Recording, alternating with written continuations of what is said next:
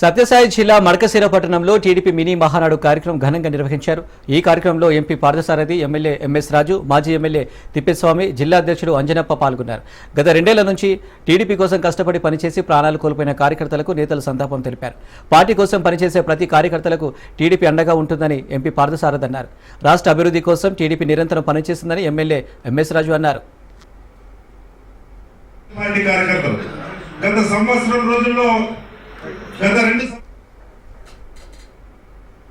నియోజకవర్గానికి గుండెల తిప్పేశామన్న ఈ నియోజకవర్గంలో పుట్టడం నిజంగా మడకశిర నియోజకవర్గ అదృష్టమైన కుటుంబం, గ్రామం, నియోజకవర్గం ఈ 3 ఆయనకు వేరు కాదు.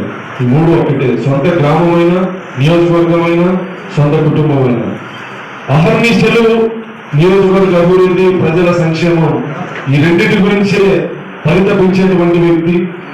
నేను ఆంధ్రప్రదేశ్లో అనేక జిల్లాలు, ఉమ్మడి రాష్ట్రంలో అనేక జిల్లాలు తిరిగిన మంత్రులుగా పనిచేసినటువంటి వ్యక్తుల గ్రామాలు కూడా అభివృద్ధి చెందిండవు.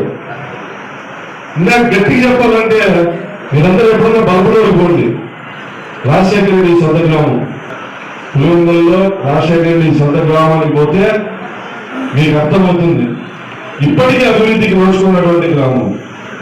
గుండెలను చూడండి ఒకసారి.